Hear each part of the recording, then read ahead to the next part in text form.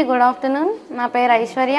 నేను 10వ తరగతి చదువుతున్నాను. చెప్పిన విషయాల్లో నాకైతే కళ్ళు మూసుకొని ఆ మెడిటేషన్ చేస్తుంటే అమ్మ నాన్న గురించి చెప్తుంటే నాకు చాలా ఏడుపు వచ్చింది. నిజం చెప్పాలంటే నేను క్రిస్మస్కి వెళ్ళిన 3 days మా డాడీతో నేను నిజంగా మాట్లాడలేదు. మా అమ్మ చెప్పిన మాట కూడా నేను వినేదాన్ని కాదు. ఇప్పుడు తెలిసింది వాళ్ళ కష్టం ఏంటో. ప్రతి క్లాస్ మారుతూ వస్తుంటే గోల్ అనేది మారుతుంటుంది. నాకు చిన్నప్పుడు మా అమ్మ ఏమో నువ్వు బ్యాంక్ మేనేజర్ అవ్వాలి, నువ్వు మాతోనే ఉండాలి అనేది. మా నాన్నేమో నువ్వు అలాంటివి ఏమి వద్దు, నువ్వు పోలీసే అవ్వాలి అనేవాడు.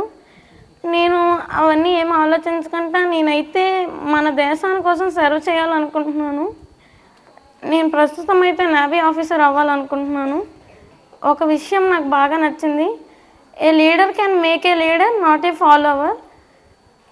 ఈ విషయంలో చాలా అర్థం ఉంది. లీడర్షిప్ క్వాలిటీస్ అనేవి అందరిలో ఉండాలి.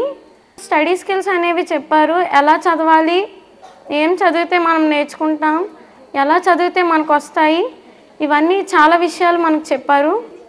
ఇవన్నీ మనందరం పాటించాలి. పేరెంట్స్ని చాలా రెస్పాన్సిబుల్గా తీసుకోవాలి, చాలా కేర్ చూపించాలి, పెద్దలందరికీ రెస్పెక్ట్ ఇవ్వాలి.